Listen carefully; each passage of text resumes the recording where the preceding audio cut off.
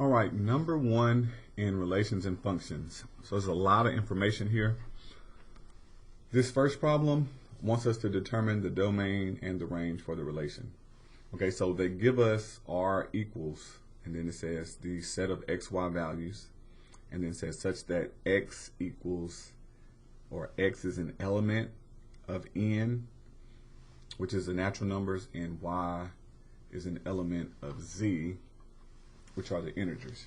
So this is not something that we have talked about in this course, but it's assumed, I guess, as prior knowledge.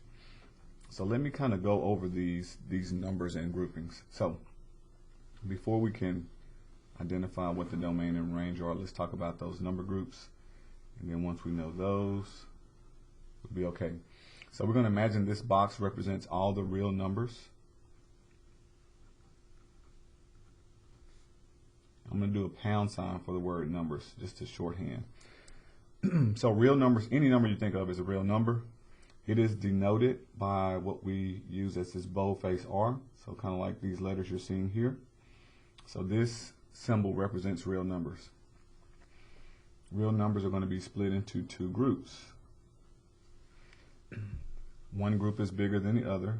I've kind of tried to draw this box as like a 2/3 and a 1/3.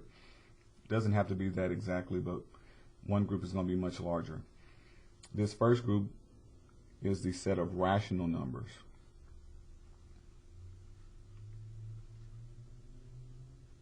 Rational numbers, pound sign. Okay, so these are numbers that can be put in fraction form. That's the simple definition.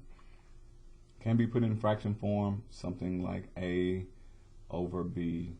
And then you have to remember that B cannot be equal to 0. So this is like a not equal sign. But I'm going to explain this and just write it down. I won't have room to write it all. But rational numbers consist of a vast number of things. They can be negative numbers first. So I'm going to do dot, dot, dot. Let's just say -3, -1. It could be negative numbers. And I'm not putting these in order. It could be 0 except for the one on the bottom. They can be fractions themselves, 1/3. Now any whole number you can put as a fraction. Just put it over 1. -3/1, it can be put in that form. So any whole number, of course, fractions. Now if you were to put a fraction in a calculator, you will get a decimal form. So these are decimals that we say terminate, which means you can count how many decimal places they have. So right now we have 3 different things: whole numbers, fractions, decimals that terminate, that stop, and then we have decimals that repeat and go on forever. So like 0.33333 dot, dot, dot. So you have 4 things to look for in the rational number group: whole numbers, fractions, decimals that stop, decimals that go forever, but they have to repeat. They have to repeat. So I could have something like 0.12, and you might see a bar.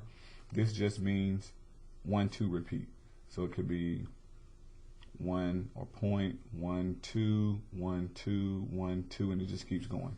So as long as it repeats, if it goes on forever, it is rational. So the simple is it can be put in fraction form. It's actually a little bit more complex than that, and these are all the different types of rational numbers. Now, within the rational numbers group, there is a subgroup. Okay, so the next largest group is the group of integers.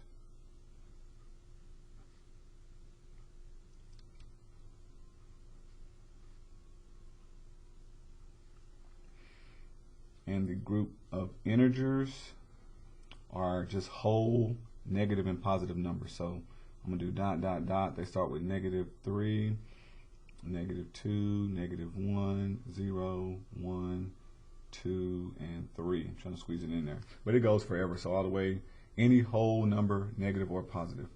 Every one of these fit inside of this box of rational numbers. So every integer is rational. Okay, but not every rational number is an integer. Okay, it will go up but not down. Okay, some of these some of these rational numbers are integers, but not all rational numbers are integers. For example, this 0.2224 and the 1/3, none of those will be here. But this is just a subgroup. So integers. The symbol for integers is this boldface Z. Okay, and that is from, I think, the German mathematician that researched this group. So that is the symbol.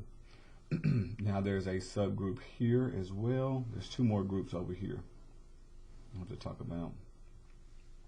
Next will be the group of whole numbers.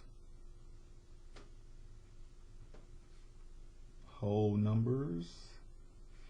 And these are just starting with 0, all the whole positive numbers. 1, 2, 3, ... So starting with 0, you count up. These are your whole numbers. This is also denoted by a boldface W. That's my best impression of this boldface W. And then one more subgroup. These are the natural numbers.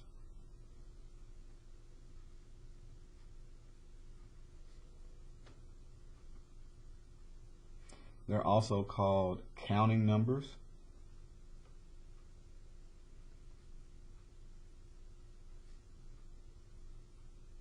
Whenever you teach a little kid to count, a baby, you start with 1. So it's the same as the whole numbers, just get rid of the 0. 1, 2, 3, ... So it's just counting numbers. Its symbol is the boldface N. Okay, so something like that. So these are the groups of rational numbers. Every integer is rational. Every whole is an integer, and every natural number is a whole number. So all of these are these group, all of these are in this group, all of these are in this group, and all of these are real numbers. Now there's one more group. These are irrational. They don't mix. Rational and irrational.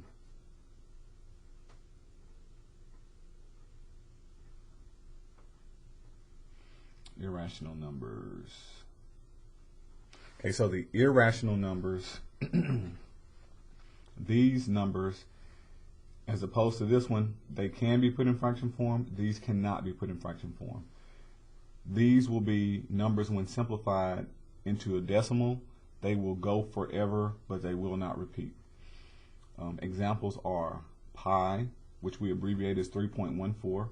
If you actually look deeper into that, that number goes on. It's 3.1415, and it just goes on forever. No repeating. E is a number exponential. It's like 2.71, I believe. It's been a little while since I just typed in E, but let's see just to verify. So on your calculator, it is here above the division symbol in blue. It's hard to see, but if I do, let me turn this on. If I do second and then this division symbol, and I just hit enter, okay, this is the number for E, 2.718281, and it looks like it's repeating 828, but it's not. It goes on forever, and you can research that online as well. And then more commonly, any number that you take the square root of that's not a perfect square. So for example, 2 square root of 3. We wouldn't use square root of 4, but we could do the square root of 5. So any number that doesn't have a perfect square, when you put that in the calculator, it will be a decimal that goes on forever and does not repeat. So these are the number groups. As far as I've been aware, there have been no symbol for rational or irrational numbers. I did forget the symbol here. It's like a boldface Q for rational. Forgot about that one. Something like that. A boldface Q.